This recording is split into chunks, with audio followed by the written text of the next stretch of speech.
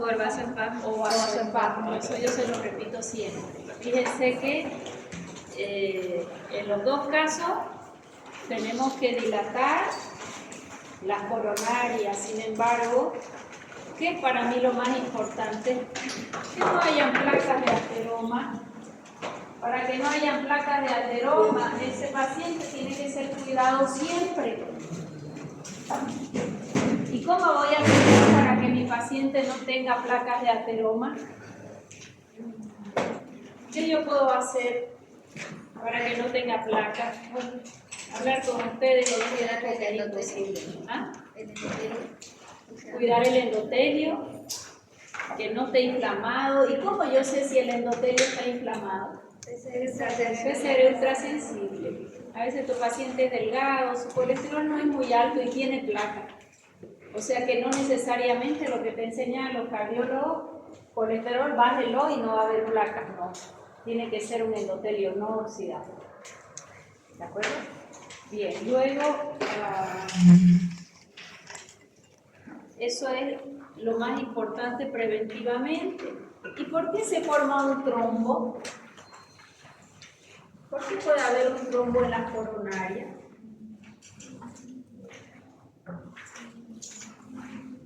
¿Qué les parece? ¿Por qué puede haber un trombo en las coronarias? Buena pregunta. Porque en un inicio hubo lesión al endotelio y formó un coágulo y luego se rompió. Ya, no es la única. Puede ser que ese paciente tenga arritmia y cuando hay arritmia fácilmente se forman trombos a nivel cardíaco. Y como la cavidad es grande, no hay problema. El problema es cuando eso hace como un pequeño remolino y desprende un émbolo, ¿sí? O sea que todo paciente con arritmia, ¿qué pudiéramos hacer para que no forme trombo?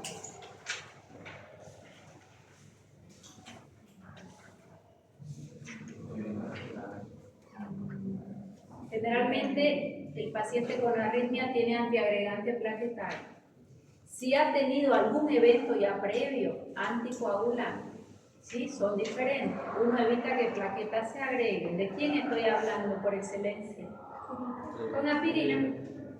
Y anticoagulante ya es dentro de la cadena de la coagulación, de la cascada, no de la cascada de la coagulación, son diferentes. ¿Okay? Fíjense que todo paciente que se inflama, ¿en qué termina la inflamación? Vamos, imposible preguntarles algo cuando están en exámenes. Fosfolipasa A2, prostaglandina, prostaciclina y tromboxana. ¿Por qué se morían nuestros pacientes COVID? Por trombo, ¿no? Eran embolias pulmonares principalmente. Y decíamos, la neumonía lo mató, en realidad hizo una trombosis terrorista, ¿sí? Ahí anticoagulábamos y antiinflamábamos. ¿Quién es el antiinflamatorio que usamos? Alguien que me encienda allá arriba porque me pasé por la carrera, porque me quedo ahí, ya no subo, ya no. ¿Ah? Ibuprofeno no, más que el ibuprofeno, un glucocorticoide. Un glucocorticoide. Gracias. Un glucocorticoide. ¿Ya? Entonces fíjense que lo que vamos a ver ahora es angina de pecho. Y cuando hablamos de angina de pecho, para poder definirla, la vamos a clasificar o organizar como un déficit en oferta y en la demanda. Porque esto anda bien.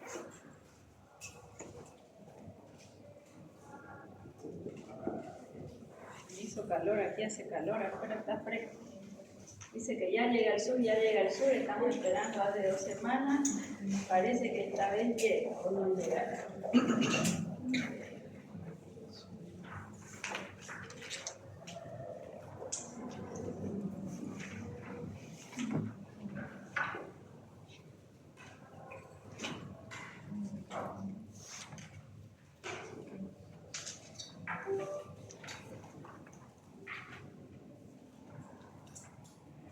Esto es oferta versus demanda.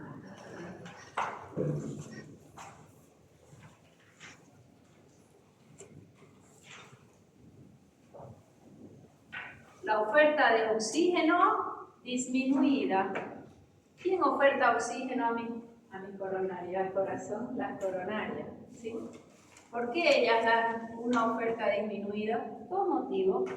Esta es mi arteria coronaria, que tenga ahí su plaquita de ateroma. Entonces la luz de este vaso que va a irrigar está disminuida. Aquí voy a tener isquemia. La isquemia, ¿por qué se caracterizaba?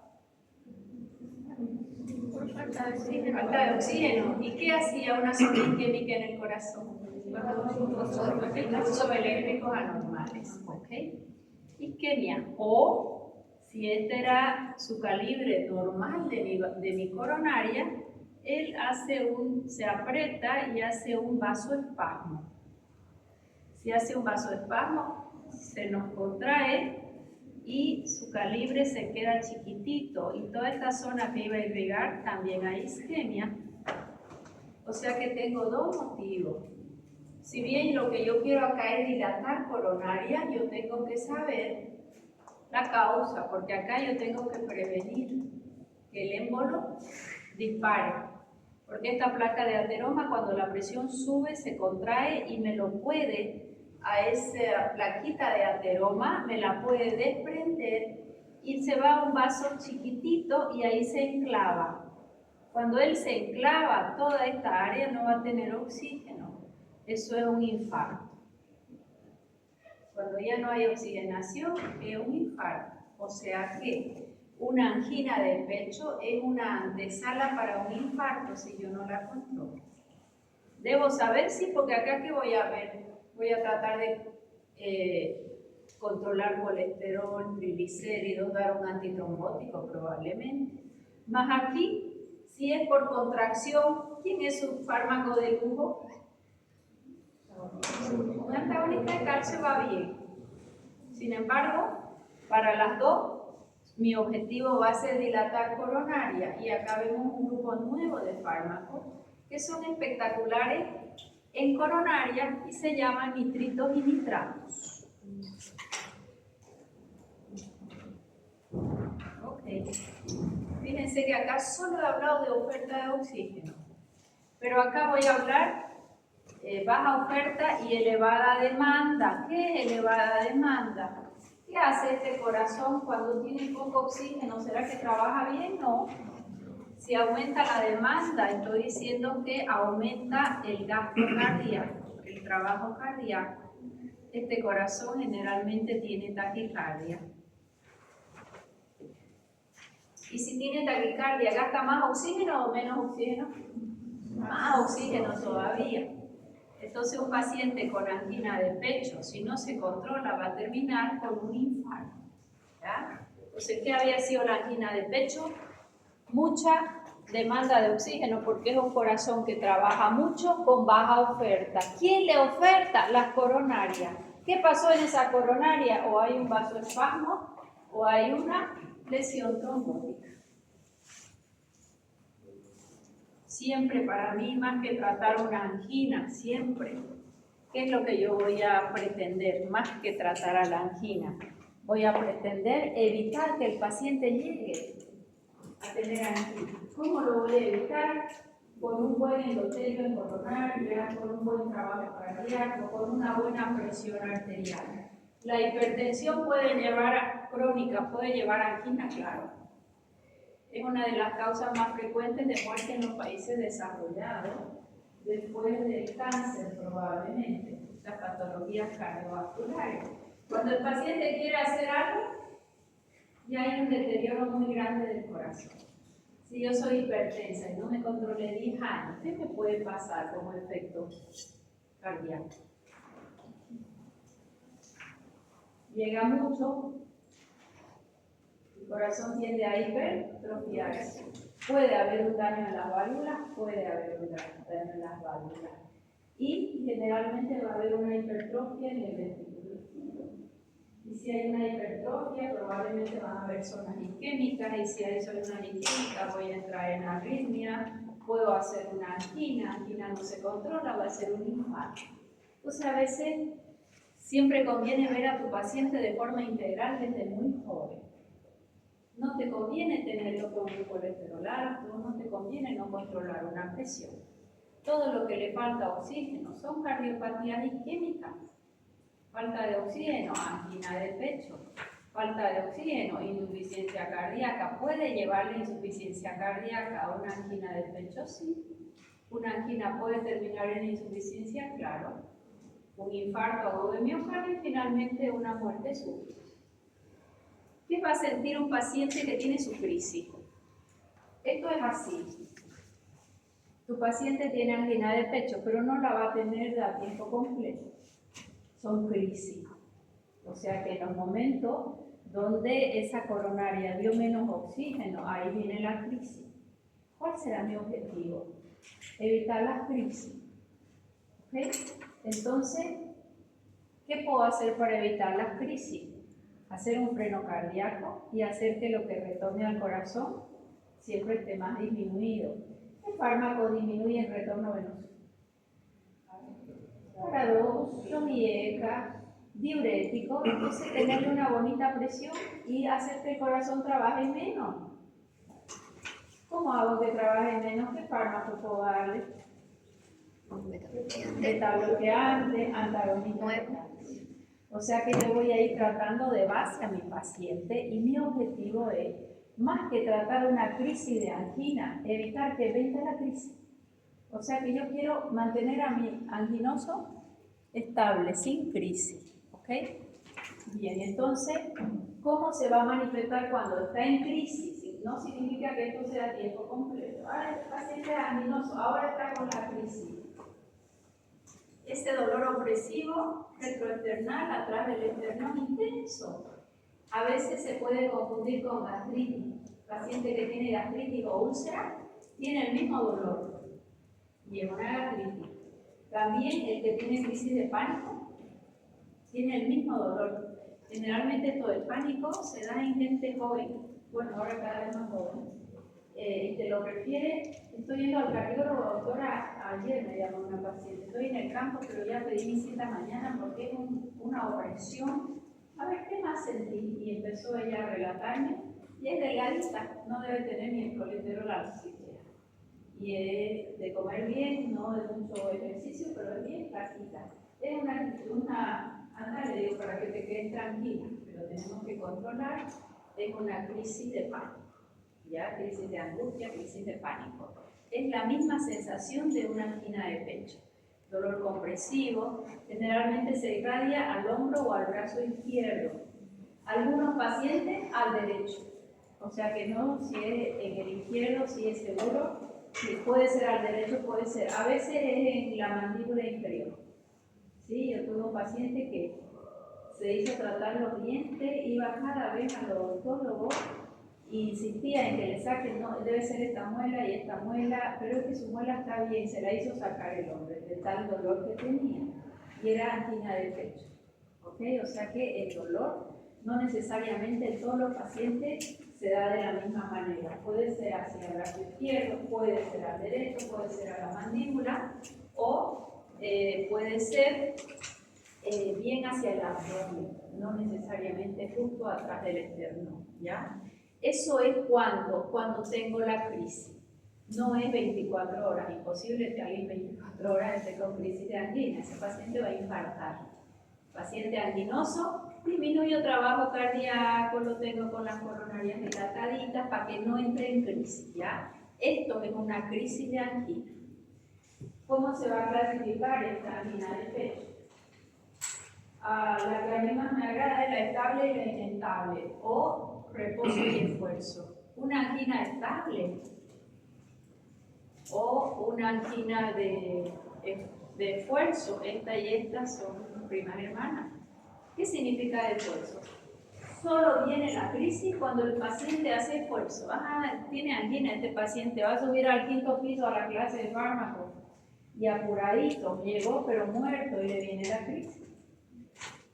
el paciente está ya jubilado y se puso a hacer su jardinería, puso a hacer todo en la casa, trepaba y viene la crisis. O le dan una noticia muy terrible y se estresa, le viene la crisis. Ve el noticiero cruceño de terror, ¿no? Y a veces lo veo en el gimnasio, pero en mi casa no lo veo, y las letras, porque no hay ruido ahí. Y es terrible, ¿no? Suicidios, feminicidios, accidentes. Un policía a 3 autos y volcó a uno, ¿no? Ya lo han largado y estaba borracho, o sea, eso lo vi ahí en el salón. Fatal. Entonces, eso es un evento que lo puede estresar. Esa es una angina de esfuerzo. Hace un esfuerzo el paciente o se estresa y viene la crisis. Entonces él sabe que no puede correr, que no puede hacer muchas cosas. Mientras que esta de reposo es la más complicada. Está tranquilo, mirando ustedes sin alterarse o dormido y viene la crisis. Esta es la más complicada de manejar, porque acá el paciente sabe que si corre, si hace cosas, viene la crisis. O cuando come muy abundante, comidas grasas y de noche, sabe que la va a pasar mal porque viene la crisis, ¿ya? Generalmente terminan siendo mixtas. Una estable es la que no hubo crisis, es aninoso nuestro paciente, pero no hemos tenido crisis en un mes. Eso es lo ideal. Más acá, cada ratito entra y sale de la crisis, ¿ya? No es más que una isquemia es falta de oxígeno. Esa isquemia coronariana, tengo al aporte de oxígeno, la coronaria bajita y la demanda muy alta, entonces no alcanzamos a cubrir las necesidades a nivel cardíaco. Oferta versus demanda, ya lo hemos visto, ese es mi objetivo. Bien, ¿qué objetivo voy a tener? Si él está demandando mucho oxígeno, ¿cómo puedo hacer para que él demande poco oxígeno? Sencillo, voy a hacer que trabaje menos. Corazón que trabaja menos, ¿gasta más oxígeno o menos oxígeno? Menos. ¿Y qué fármacos conozco? Beta-bloqueantes, antagonistas de calcio, son cardioinhibidores. Entonces, de base, estos pacientes van a tener su beta-bloqueante. Generalmente su beta-bloqueante, y ahí ya veremos qué hacemos en las crisis. Aumentar la oferta de oxígeno. ¿Quién me da oxígeno? La coronaria. Sea vasoespástica o sea trombótica, una plaquita de ateroma. En los dos brazos quiero dilatar coronaria. Idealmente voy a dilatar coronaria y esos son los fármacos que vamos a estudiar hoy, que son nitratos y nitritos. Esta oferta depende del contenido de oxígeno, o sea que también depende del pulmón que esté oxigenando bien, pero si es un paciente fumador, un paciente con EPO, un paciente con asma o con enfisema, es más complicado que yo tenga un buen intercambio de oxígeno. O sea que sí debo mirar el pulmón, la capacidad de disociarse de hemoglobina. En esto nos vamos a basar más que todo, porque aquí ya no hay mucho para hacer.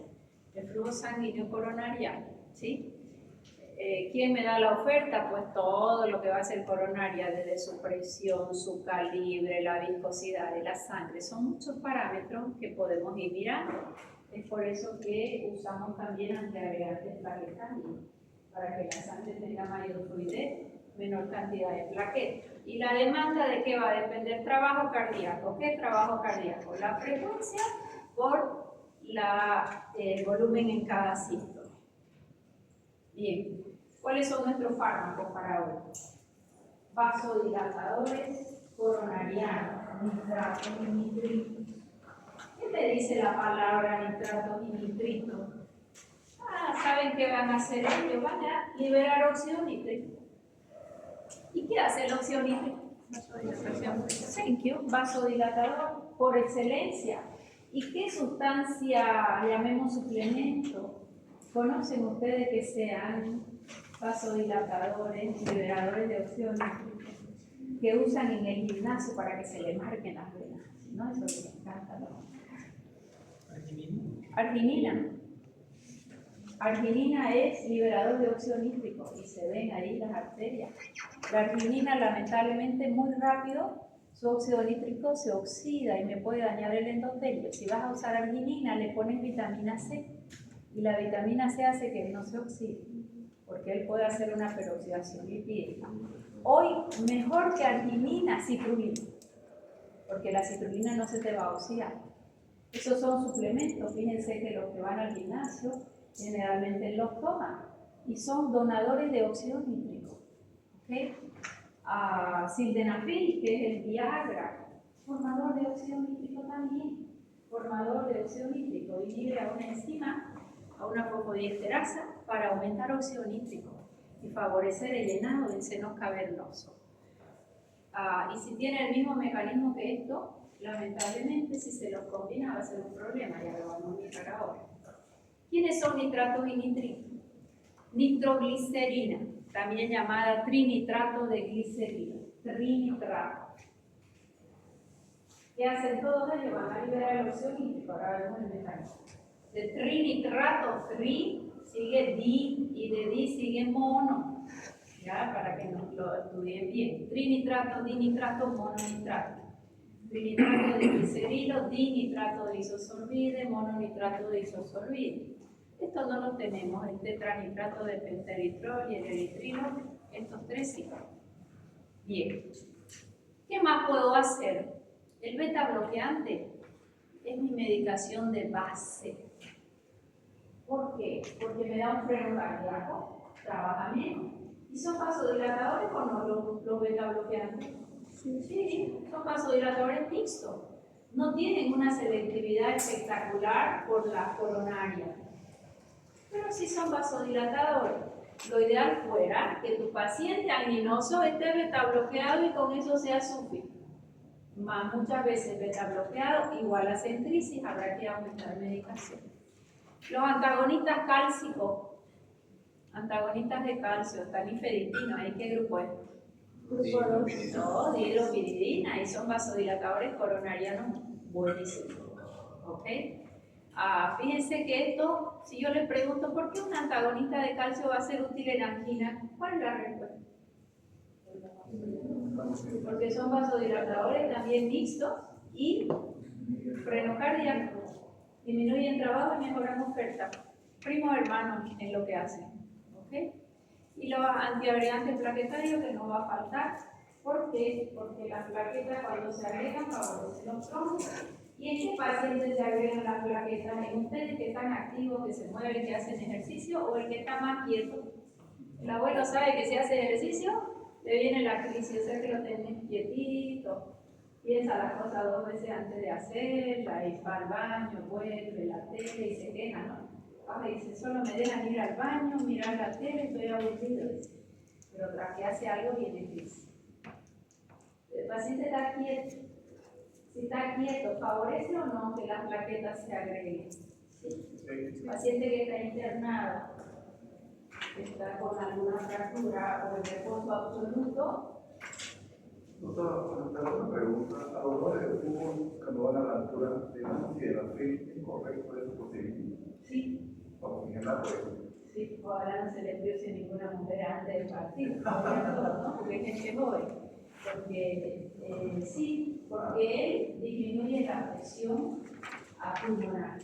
Cuando vos subes a la altura, mayor altura, hay menor presión y aumenta la presión de la arteria pulmonar. Y el sildenafil es vasodilatador arterial. Mejor que eso, lo metemos a la cámara hiperbárica, ahí hacen una hiperoxigenación y con eso le va bien mejor. Con el otro se va a poner contento, esperemos que después del partido y no se le va toda la energía. Sildenafil es el Viagra, es un vasodilatador arterial. Yo trabajaba en Caja Nacional en la terapia y tuvimos una paciente que de La Paz se tuvo que venir para Santa Cruz a vivir, que tenía hipertensión pulmonar, ¿no? Acá la pasaba un poquito mejor, pero era muy alta la hipertensión, entonces necesitábamos dar sildenafil para ella. Y las visitadoras, muchas son mis alumnas de farmacia, entonces me dije que el laboratorio trae, me contacté y mis alumnas vienen felices y contentas de regalarme muestras médicas de sildenafil, ¿no? Porque la caja no la cubría, no tenía recursos la paciente, entonces me movilizo y le consigo. Entonces iban llegando y yo mis cajitas de sildenafil, todos varones en la terapia. Yo tenía mi escritorio en un rincón, ¿no? Y me llaman de la farmacia, voy a la farmacia, vuelvo, ni una caja. Desaparecieron todas. A ver, le digo, reúno a todos, ¿no? Los colegas. Yo dejé acá 20 cajitas de sildenafil, cada una tiene una. Y es para pacientes de la cama 2. Voy a hacer de cuenta que no pasó nada. Me voy a ir de nuevo y quiero que estén aquí mis 12 cajas y se mandan, les dice el rey, ¿no? Salgo, vuelvo a entrar y ahí están mis 12 cajas. Para que no se olviden que es para la hipertensión de arteria pulmonar. Bien, entonces la antiagregación plaquetaria es por eso. Paciente quieto, hay éxtasis venosa y las plaquetas se agregan, mayor probabilidad de trombo, endotelio inflamado, mayor probabilidad de trombo. ¿Qué es lo que vamos a hacer? Un nitrato disminuye presión arterial, sí, beta bloqueante también, antagonista de calcio también, o sea que al disminuir la presión disminuyen el retorno venoso. Frecuencia cardíaca van a hacer que trabajen menos.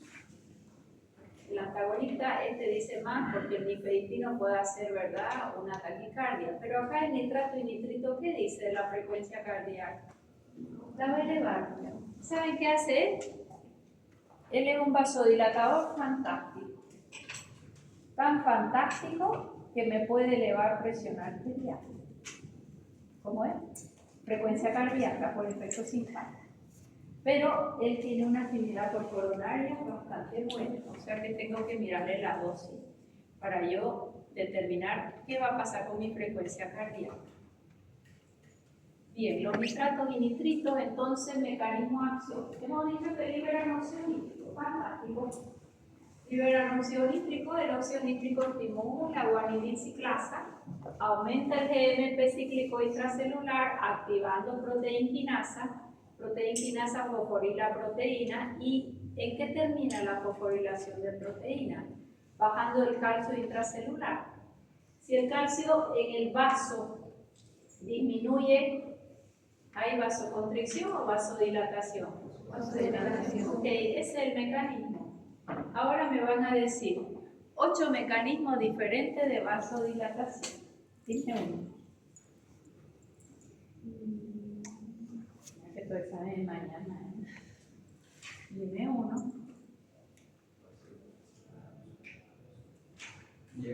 Un IECA, al inhibir la cascada de renina, angiotensina, aldosterona, ya no hay angiotensina 2 y es vasodilatador. Hermanito del IECA, ARA2, mecanismo diferente. Otro dijo, vasodilatador. Agonistas alfa 2. Ya, otro. Antagonistas de calcio. Fíjense cuántos mecanismos y todos vasodilatadores. Otro. Bloqueantes alfa. ¿Y el beta bloqueante? Beta bloqueante. Beta bloqueante. Vasodilatador. Liberación de óxido nítrico. Y hay otro que lo tiene la hidralacina, que el mecanismo no se conoce bien, pero te dice un efecto directo sobre el vaso arterial, sobre arteria. ¿Sí? Con esto, ¿qué quiero decirle? Todos ellos que los estudiamos como antihipertensivos son vasodilatadores y sus mecanismos son diferentes. Bloqueo al calcio, bloqueo receptores beta, bloqueo la cascada de renina, bloqueo al AT1, bloqueo receptores alfa 1, soy agonista alfa 2. O sea que tengo mucha amplia gama de vasodilatadores. Este es un vasodilatador, ya vamos a ver que su predilección en coronaria es bastante alta. ¿Ya? Entonces, su mecanismo de acción ya tenemos. Aquí está más bonito el mecanismo de acción. Él va a liberar óxido nítrico. Aquí está el nitrato o nitrito. Va a liberar óxido nítrico. Este no se lo nombré, el nitroprusiato. Este es el más poderoso vasodilatador de los nitratos y nitritos. Él con la luz se oxida. Entonces, cuando el paciente recibe solo en ampollas el nitroprusiato, tiene que estar tapada la infusión porque la luz lo oxida fácilmente. Pero su efecto es tan poderoso que solo se usa cuando todo lo anterior que se hizo no logró bajar la presión arterial. ¿Ya? ¿Y cuál es el riesgo? Que si la presión cae mucho, no hay quien la levante. Entran en hipotensión y taquicardia refleja. Y no puede tolerar taquicardia ese paciente porque se va a infartar. ¿Quedó clarísimo? O sea que este nitroprusiato yo lo he visto usar una sola vez en la terapia intensiva en la unidad coronaria, ¿no? Se evita llegar hasta ahí, es casi la última alternativa. Ellos liberan óxido nítrico, tanto un nitrato, tanto un nitroprusiato. Esta morcidonida la estudiamos al último. No es nitrato nitrito, pero libera óxido nítrico, o sea que lo acoplamos. Pero no es nitrato nitrito y tiene sus ventajas, ya las vamos a ver al final. Liberamos óxido nítrico, activa guanidil ciclasa y la guanidil trifosfato va a pasar a monofosfato y esa monofosfato va a inactivar proteinquinasa, disminuye el ingreso de calcio y hay una vasodilatación. Bien. Estos nitratos nitritos, entonces, ¿qué efectos farmacológicos van a tener? Si lo que estamos haciendo nosotros es liberar óxido nítrico para vasodilatar, va a dilatar retorno venas, disminuye el retorno venoso, disminuye la precarga. Va a dilatar arteria porque es vasodilatador mixto, disminuye la poscarga porque ese ventrículo ya va a hacer menos fuerza para que se expulse la sangre porque la aorta está dilatada. Disminuye precarga, disminuye poscarga. Fíjense que él finalmente disminuye el calcio. Entonces se habló mucho de utilizarlo para relajar el músculo liso del bronquio, más no es broncodilatador. El efecto es ligero, no se lo considera broncodilatador. A nivel gastrointestinal, cuando hay cólico biliar, la vesícula se contrae por el calcio. Algo relaja, pero no es fantástico. Le va a ganar un antimuscarínico siempre. ¿Sí? Pero acá, en útero, si la paciente era hipertensa, estaba haciendo hipertensión del embarazo o preeclampsia, tiene dos cosas en ventaja. Relaja el útero y baja la presión. Se lo usó muchísimos años y hoy todavía a veces se lo usa. Pero ¿quién es superior para una hipertensión del embarazo con amenaza de parto prematuro? La betalol, de lejos. Y si antes de la betalol, alfa-metildopa, pero antes era solo nifedipina. Yo todavía he usado mucho, he dispensado mucho nifedipino en el embarazo, incluso como el nifedipino, estoy hablando de antagonista de calcio, ¿no? Dinitrato de isosorbida era lo que se le daba a la embarazada para disminuir el trabajo de parto, para disminuir presión arterial. Sin embargo, no fueron fantásticos. Hoy en día, básicamente, ellos no los usamos en el embarazo. ¿Qué efecto voy a tener? Vasodilatador venoso, arterial y de arteriola, que son vasos de alta resistencia. ¿Cómo es que ellos actúan? Si doy dosis bajita, disminuye el retorno venoso. Doy dosis más grande, ahí recién me va a tomar coronarias. Dosis muy elevada, ya dilata los vasos más chiquititos, ya dilata los más chiquititos. O sea que son vasodilatadores dosis dependiente. Primero territorio venoso y finalmente territorio arterial, incluso vasos de alta resistencia. Bueno, ¿qué es lo que nos va a producir?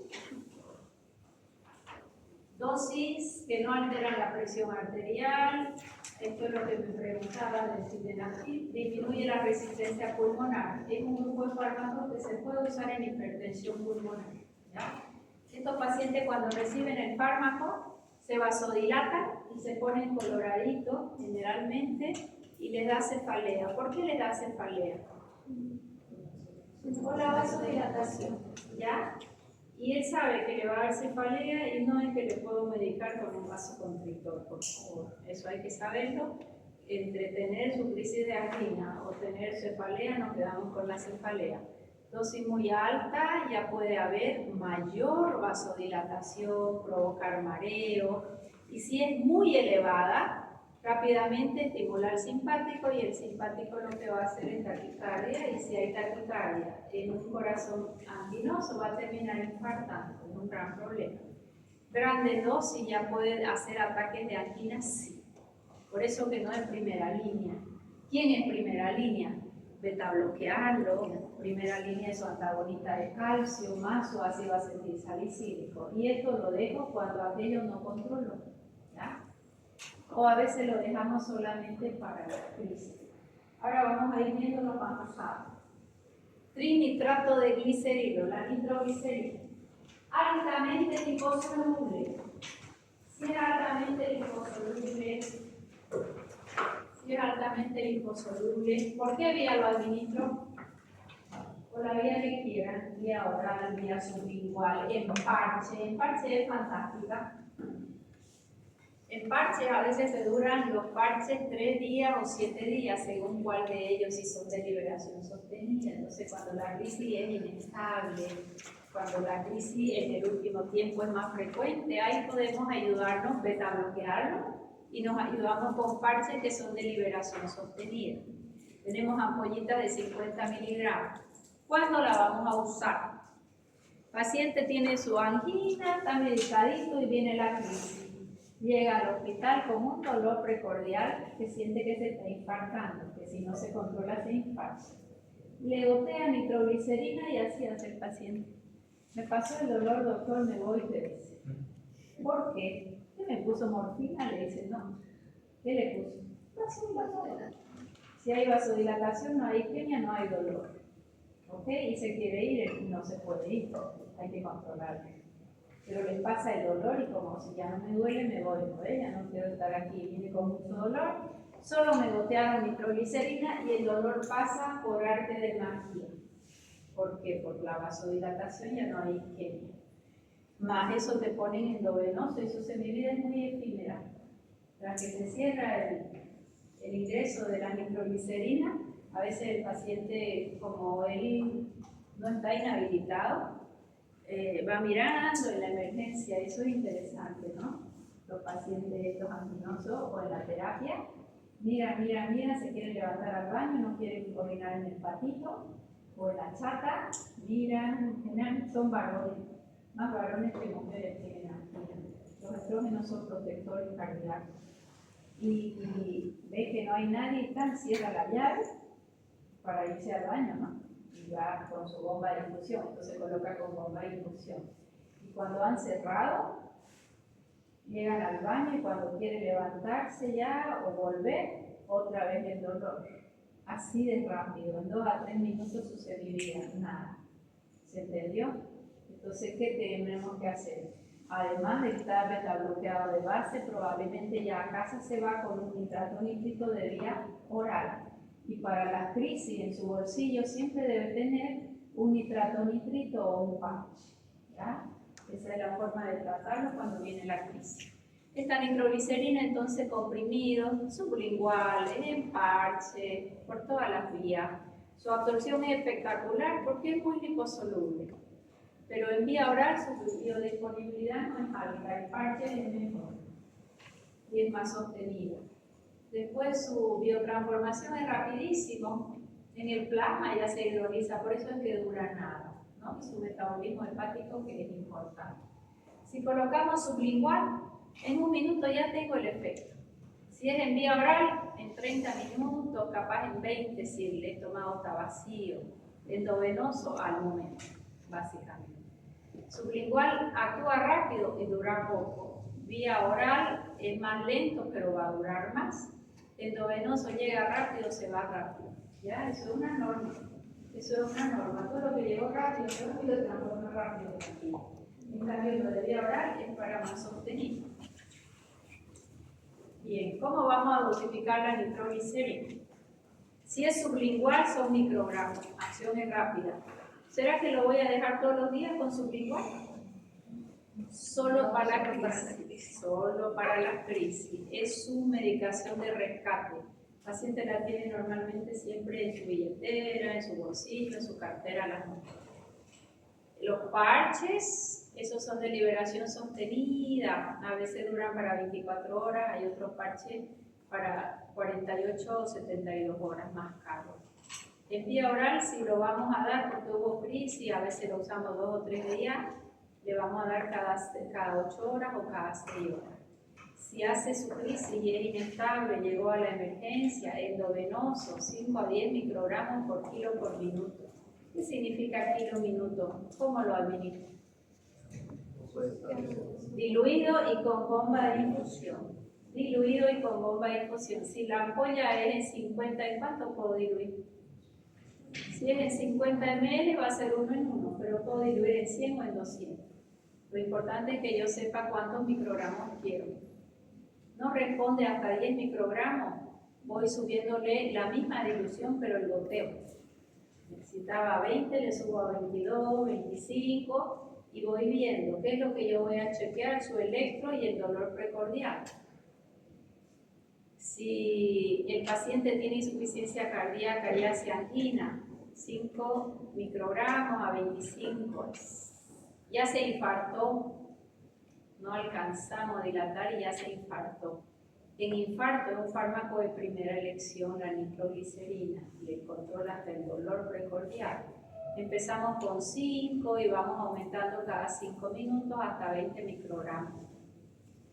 Eso lo tenemos la nitro ya lista y aumentamos su goteo a la bomba de infusión. Ahí en el infarto se va haciendo los electros cada 5 minutos y se ve cómo va el infarto. Dice, todavía no terminó de infartar, van a escuchar ustedes. Y después hace ya otro electro, ya se completó el infarto. Entonces ya nos indica el electro hasta dónde se ha infartado, ¿no? Eso es así. Bueno, esa es la nitroglicerina, entonces por todas las vías, y es la que usamos en la crisis, en la emergencia, endovenosa, en parche, en vía oral o sublingual. Esta la usamos, el dinitrato de glicerilo también la podemos usar sublingual en caso de crisis, y es el que más usamos en vía oral, el dinitrato de glicerilo. ¿Ya? El tratamiento es el más usado. Se absorbe por vía oral rapidísimo, pero no tiene hermosa biodisponibilidad. Tiene un fenómeno de primer paso hepático muy alto, o sea que no va a llegar a una dosis. Llega a todas las células que pueden porque es liposoluble, se biotransforma. Todo dinitrato, para él ser activo, tiene que pasar a mononitrato. ¿Ya? O sea que trinitrato tiene que llegar a mono, dinitrato tiene que llegar a mono y el mono ya es activo. Sí, a veces conviene usar directo el mononitrato, porque el dinitrato tiene que tomarse, biotransformarse y recién esta molécula es mucho más activa. Sublingual rapidísimo actúa y dura poco. Vía oral, más lento va a hacer efecto y va a durar 4 a 6 horas. Teníamos el trinitrato o nitroglicerina, el dinitrato que tiene que pasar a mono, y aquí tengo el mono que ya él es activo. El mononitrato actúa directamente sin biotransformarse. ¿Qué biodisponibilidad tiene? 100%. Gran ventaja, los otros tenían poquito, o sea que este es el de elección, el mononitrato de isosorbida. Tienen comprimidos de 20 y de 40 y hoy en día con liberación sostenida. Con eso evitamos la vasodilatación y lo cubrimos 12 horas al paciente. Excelente biodisponibilidad, va a llegar hasta donde se le dé la gana porque es liposoluble, sufre biotransformación y se va a ir por el riñón. Y nos va a durar unas 4 a 5 horas su semivida, lo administramos cada hora. Con lo que han sacado de liberación sostenida, cada 12. Fíjense ese cuadro interesante. ¿Qué es lo único que me interesa? Semivida. Trinitrato endovenoso llega y se va rápido, se biotransforma. En cambio, el mononitrato va a durar 5 minutos porque él es activo. Dinitrato tiene que pasar a mono, va a durar un poquito más. Y el sublingual es de acción rápida, ¿verdad? De acción rápida. Sus duraciones. Dinitrato, mayor semivida. Todo va a depender de la vía en que administre. No es lo mismo dar una vía oral que un sublingual o que un patch. Eso es lo mismo, pero en flores, sus biodisponibilidades, siempre me voy a quedar con probablemente con el mononitrato como mayor biodisponibilidad. Fíjense este mononitrato, ¿qué dice ahí? Oral, red. Este es fantástico, pero va a ser mucho más caro. Entonces, uno solo va a tomar por día, el paciente se va a liberar lento, no va a hacer una vasodilatación extrema y nos va a empezar a actuar en 1 hora y nos va a durar mucho tiempo. ¿Ya? Entonces, lo podemos administrar cada 12 horas. Bien. Entonces, a ver un repaso. ¿Qué hacemos con una angina? ¿Qué es una angina de pecho? Mucho trabajo cardíaco y baja oferta. ¿Con qué bajo el trabajo cardíaco? Beta-bloqueante, antagonista de calcio. ¿Y con qué mejoro la oferta de oxígeno? Con nitrato y nítrico. Vasodilatadores. ¿Quiénes son vasodilatadores? Y el bloqueante, antagonista de calcio, bloqueante alfa, agonistas alfa 2. ¿Ok? Más, y con todo eso, el paciente entró en crisis, recién usamos nitrato y nitrito, nunca es primerísima elección. Nitrato y nitrito, mecanismo de acción. Libera óxido nítrico, que va a producir el óxido nítrico. Y si es vasodilatador, ¿qué efectos adversos tengo? Cefalea, hipotensión ortostática, taquicardia refleja, rubor, enrojecimiento. ¿Ya? Esos son sus efectos adversos porque es un vasodilatador y la taquicardia es posterior a una hipotensión. Rara vez rubor, dosis elevada, hipotensión grave, sí. Y aquí hay un efecto adverso importante. El óxido nítrico se combina con la hemoglobina en algunos pacientes que tienen déficit de la glucosa 6-fosfato de hidrogenasa y hacen metahemoglobinemia y hay que retirar el fármaco. ¿Ya? El riesgo de hacer metahemoglobinemia, todos los pacientes no, solo los que tienen déficit de la glucosa 6-fosfato de hidrogenasa. Yo puedo tener el déficit y voy a vivir feliz y contento. El problema es fármacos metabolizados por esa enzima. Esa enzima se la mide sí. Por ejemplo, cuando vamos a hacer dosis altas en vitamina C, si no tiene la glucosa 6, ese paciente va a hacer hematuria y va a complicarse. ¿Ya? Entonces se le pide la enzima. Ahora la pedimos nosotros por medio de un laboratorio, pero eso va a Brasil y vuelve. Y de allá te mandan la respuesta. Vale como 600 bolivianos. Pero ya puedes saber si el paciente tiene déficit. Si tiene déficit, no se te va a ocurrir darle nitrato nitrito, ni dosis altas en vitamina C, ni cloranfenicol, que son fármacos que se biotransforman por medio de ellos. ¿Ya? A nivel hematológico es esa metahemoglobinemia, ¿no? Bien, en pacientes con déficit, nicotinamida, adenina deshidrogenasa, metahemoglobin reductasa. A nivel respiratorio puede haber insuficiencia, eso es inusual. Tópico local, ¿quién va a ser tópico local? El que sea un parche, ¿ya? Porque hace enrojecimiento por la vasodilatación y empieza el picor. Esto es interesante. ¿Qué es la tolerancia? Comportamiento de la célula.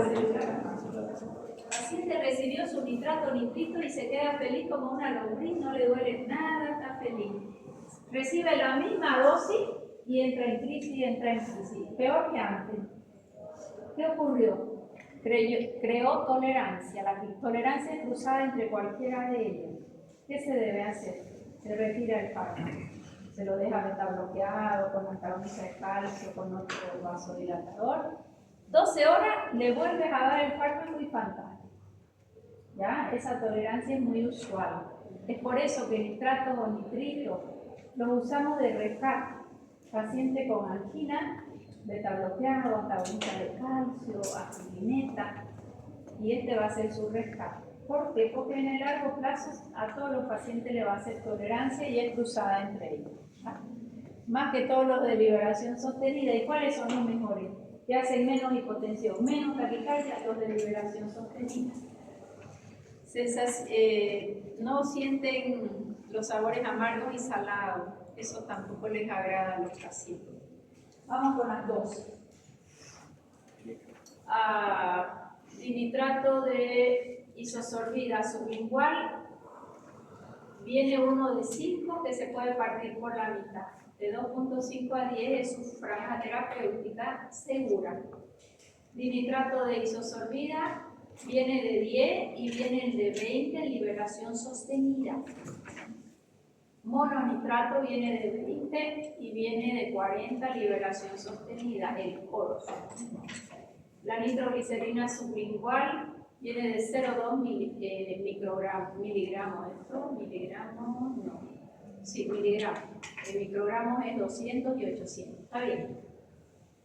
Nitroglicerina transdérmica, este es mucho más caro, los parches, y la nitroglicerina endovenoso que viene de 50 miligramos el frasquito y la dosis es de 20 hasta 100 microgramos por kilo por minuto. Aplicaciones terapéuticas son vasodilatadores coronarianos. Entonces, ¿para qué lo vamos a usar? Angina de pecho. Todas las anginas, todas. Angina que no se controla, ¿en qué termina? Infarto. En infarto uso nitroglicerina, claro. Tengo que dilatar las coronarias como sea. Tengo que esperar que termine de infartarse, que se estabilice el infarto. Doctor, vamos a consultar. Usted hablando de que le doy la lista al comprimido, pero ¿qué dice la bibliografía? Que el principio clínico está disuelto en el excremento o la masa. Pero si no está ahí, solamente se parte lo que tiene ranura. Cualquier comprimido sin ranura no se parte nunca. ¿Ya? Si no tiene ranura puede tener cubierta entérica, puede ser liberación sostenida. Si hay liberación sostenida y lo parte, se va a liberar todo mundo. Porque ¿cómo se hace la liberación sostenida? Una capa que se libera, la de afuera más rápido, la de más adentro más lento, más lento, más lento, puede tener 6 capas. Si vos la abres, se va a liberar todo el mundo. Solo se parte lo que tiene ranura. Lo que no tiene ranura, imposible. Insuficiencia cardíaca también por ser vasodilatador. La hipertensión portal. Esto es difícil, trabajar con pacientes con cirrosis, ¿no? Pacientes con cirrosis hacen hipertensión portal. Eso le genera varices esofágicas, le genera reflujo, vómitos con mucha frecuencia, las varices que pueden sangrar, entonces lo que tienen que hacer es que no suba la presión ahí, se les da estos vasodilatadores, ¿ya? Es complejo el tratamiento. Yo ahorita tengo 2 pacientes con cirrosis, a una porque pasaron por una transfusión en una de sus cirugías, hepatitis C, y la otra es autoinmune. No sabemos qué le ha provocado, ¿no? Y es sin vuelta, ¿no? Eso va a trasplante. Ese paciente hay que intentar mantenerlo hasta que tenga la chance de un trasplante. ¿Por qué será útil en un espasmo esofágico? ¿Qué es un espasmo? Contracción, ¿ya? Si hay contracción, este vasodilatador, entonces, pero no es mágico, para nada. Lo que se hace en espasmo esofágico, ¿saben qué? Entra el gastro y le hace su ampollita de botox. Entonces eso ya va a quedar por más tiempo. Para eso no sirve la toxina botulínica, para relajar. En cambio esto, mientras lo tomo, mejora, se va el fármaco y otra vez. En cambio, la toxina botulínica le va a durar mucho más tiempo, por lo menos cada 6 meses se lo puede hacer. Tensión, nada. Interacciones, acá vienen las interacciones. El alcohol es vasodilatador, sube la presión o la baja. La baja. Ay, cuando es El mucho. alcohol tiene 2 fases, ¿ya? Tenemos una fase primero estimulante que nos encanta, ¿sabes? Y después una fase depresora. Ya, y ahí es donde a la que no debemos llegar. Si van a tomar alcohol, una lata de cerveza, un vaso de agua, va a orinar toda la noche, pero se va a durar la noche, por supuesto más agradable, ¿sabes? Bien. El alcohol en ingesta aguda, yo no suelo tomar alcohol, pero hoy se me ocurrió tomarme 3 copas de vino, ingesta aguda, es vasodilatador. Por eso te dicen, tomate una copita de vino y te va a bajar la presión, dice, es vasodilatador, en ingesta aguda. Pero si nuestro paciente es alcohólico crónico, sube la presión, probablemente hasta por la cirrosis, ¿ya? O por la sobrecarga hepática de la cirrosis. Entonces, el alcohol en ingesta aguda, en mi cumpleaños hoy vamos a tomar alcohol y tengo yo tomando nitrato, aumenta el efecto hipotensor, se le va a bajar mucho la presión. ¿Y qué pasa si baja mucho la presión? Mareo. Taquicardia refleja y se infartan los pacientes. ¿Sí? Ajá, ahí viene el infarto. Acuérdense que angina es la antesala del infarto. Hacen un pie en falso y te infartan. ¿Ok? Antihipertensivo, baja la presión y este también baja la presión, se suma, mucha presión baja, rápidamente autónomo. Y acá está el sildenafil, lo que decíamos, es su principio activo el Viagra, es un vasodilatador importante, al vasodilatar llena los senos cavernosos, también disminuye la presión en arteria pulmonar y la presión en general. Este paciente toma su nitrato nitrito porque él tiene angina, su cardiólogo lo controla. Sildenafil venta libre. Yo puedo ir a pedir ahorita un sildenafil, me lo van a vender, sí. Incluso ya hay tadalafilo y de liberación sostenida que dura 3 días. Ellos como estimulantes sexuales solo funcionan, no son estimulantes sexuales, como favorecedores de llenado de los senos cavernosos para que haya una erección, solo funciona si hay un estímulo sexual. Si no hay estímulo, no va a producir nada, ¿no? Por eso es que se puede usar en hombre y en mujer. Sildenafilo para hipertensión pulmonar o en el caso de los fluorídeos, ¿no? Por eso te digo que no se le cruce una pata por ahí antes de partir, ¿verdad? Porque ellos necesitan un estímulo para recién tener una erección. Este sildenafil es vasodilatador poderoso y el paciente iba a su cardiólogo, si mi corazón está bien, no voy a comprar un sildenafilo. Bajan tanto la presión que el simpático enloquece y le hace un infarto. Y ahí ustedes van a ver en el noticiero, murió en plena acción. Y no necesariamente era la esposa, ¿ya? Entonces, contraindicado. Yo siempre que doy esta clase en farmacia, y le digo, si bien el paciente tiene derecho a venir a comprar en Bolivia, lamentablemente se vende todo. Todo es todo, ¿verdad? De venta libre, muy poquitas cosas que controlan. Las pueden conseguir fácilmente. Mínimamente, le digo yo, si van a pedir un sildenafilo o un tadalafilo, uno de estos fármacos en la farmacia, el farmacéutico debe preguntar si toma una medicación, por lo menos para que él tome atención. O simplemente comentarle, si tomara usted medicación cardiológica, convérselo con su cardiólogo, si no te lo va a decir ahí que toque todo. Sí, pero es lo mínimo que deberían preguntar. El cardiólogo le va a dar el visto bueno o le cambiará el fármaco o verá qué hace. Pero acá esta interacción es fulminante. Bien, acá hay nitratos y nitritos. Entonces fíjense que hemos visto que es la angina, cuál es una medicación de base y cuál me puede ayudar para dilatar coronaria. Yo le llamo casi de rescate porque como crean tolerancia no son fármacos que se los deja tan de largo plazo. Como son vasodilatadores, hay que ir mirando qué efecto adverso tengo por ser un vasodilatador y recordar con la hemoglobina y la tolerancia como efectos adversos importantes. La molcidomina, yo les decía, no es nitrato nítrico, pero es nivel ácido nítrico, un fármaco solito, sin grupo terapéutico. Y, perdón, ya vamos a ver que tiene sus ventajas. Adivinen cuál es su ventaja. Su ventaja es que él ya es antiagregante plaquetario. Ya es antiagregante plaquetario. Este paciente no precisa tomar antivinético. Es un profármaco, o sea que se tiene que biotransformar y al biotransformarse recién va a liberar el óxido nítrico. Es un buen vasodilatador, sí, venoso y en menor medida arterial. O sea que él me disminuye el retorno venoso principalmente. ¿Se puede usar como profilaxis en angina? Sí, generalmente se lo hace cada 8 cada 12 horas. ¿Qué ventaja tiene? Pregunta de examen sobre nitrato nítrico. No hace tolerancia, entonces sí lo puedo usar de largo plazo. No hace tolerancia y tampoco necesito un antiagregante plaquetario porque él es antiagregante. Con beta bloqueante se puede usar, sí. Gran ventaja también, porque este paciente anginoso sí está beta bloqueado, pero la vasodilatación no es fantástica, la puedo mejorar con una molcidomina. Y el óxido nítrico, ¿con qué lo potenciaríamos? Lo podemos potenciar con citrulina, con arginina, y ese paciente siempre debería recibir vitamina C para que el óxido nítrico no se oxide y no forme peróxido nítrico. Eso es lo ideal. Más eso nunca lo ven, ni está en el libro, pero sí es importante. Bueno, hasta ahí hemos visto el grupo que faltaba. Más que hemos dicho en angina de pecho.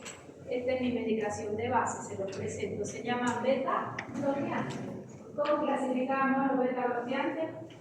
Cardioselectivos, no cardioselectivos, con ACI, sin ACI. Hay un grupo que tiene beta-bloqueantes, ¿no? En examen, y hay otros que tienen antiarrítmicos. Y el que tiene antiarrítmico, beta-bloqueante es el grupo 2 y también lo deben desarrollar. ¿Ya? El examen, como verán, ha sido escrito porque no me voy a demorar tomando por si no alcanzo. No puedo tomar una clase teórica, siempre lo hacía.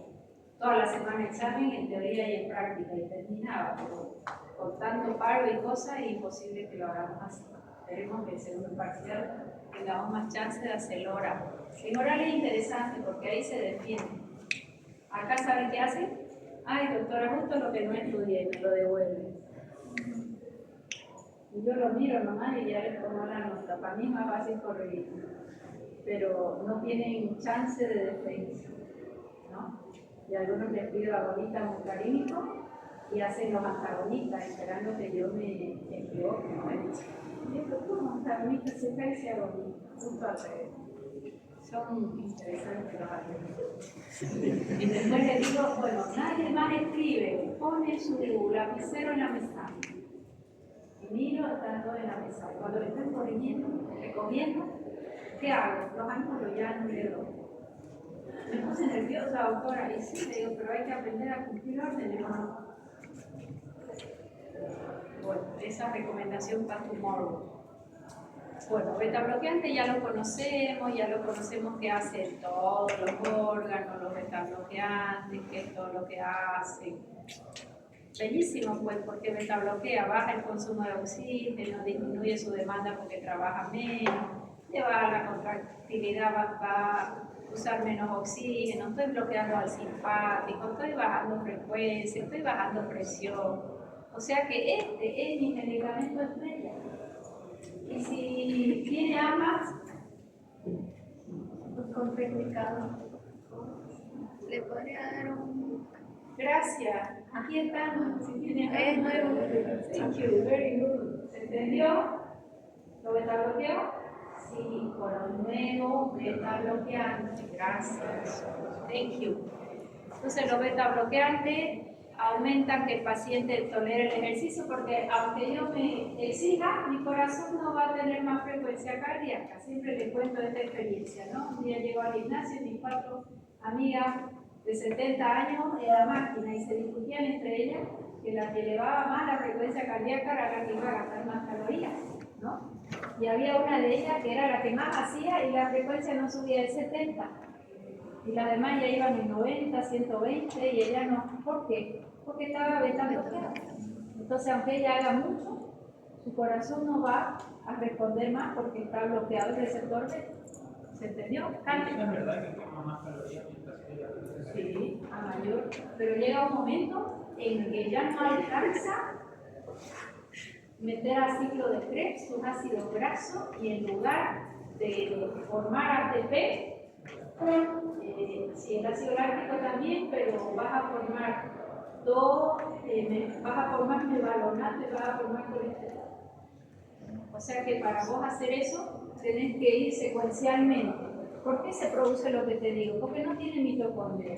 Mi músculo, ¿puedo yo fabricarle mitocondria? Sí. ¿Saben cómo?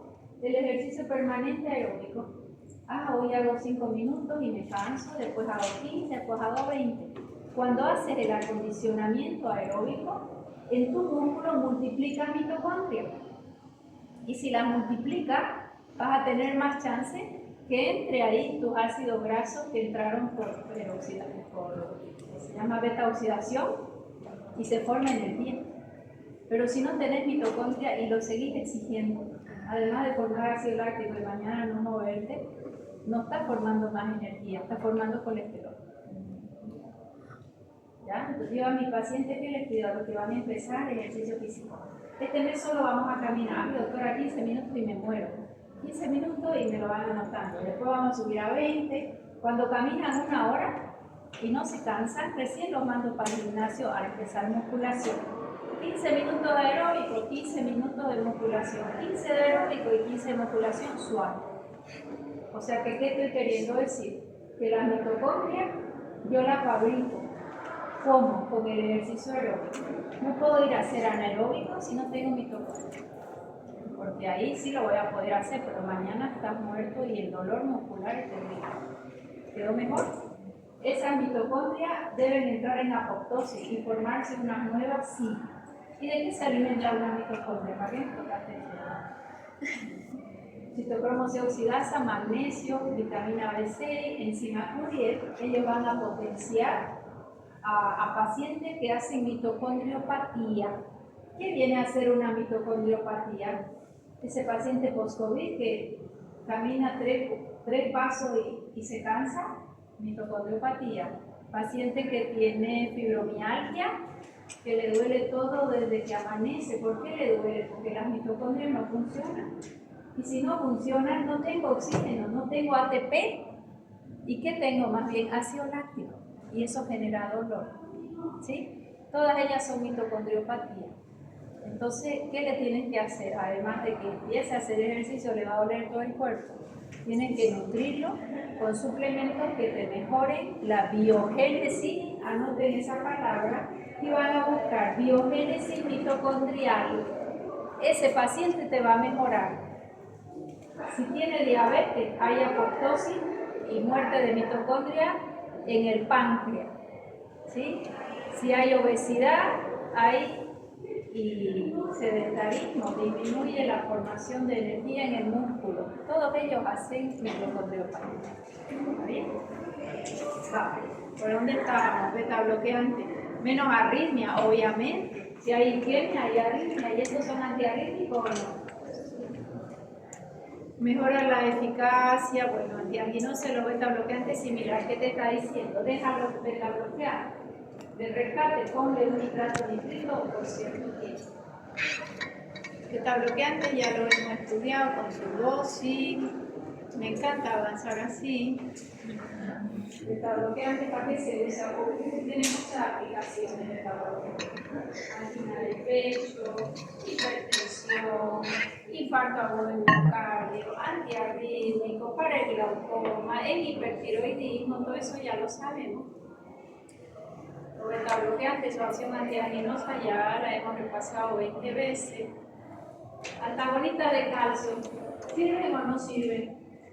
Porque disminuye el trabajo cardíaco y mejoran oferta. También lo hemos estudiado con sus efectos adversos, sus indicaciones, sus contraindicaciones. Colorín colorado, este cuento se ha terminado. A ver, vamos a repasar. De lo que avancé hoy para examen de mañana, beta bloqueante y antagonista de calcio. ¿Qué es lo único que avancé? Nitrato y nitrito, que por ahora no es, va a quedar para el segundo parcial. ¿Está bien? Bueno, cada uno de su horario mañana.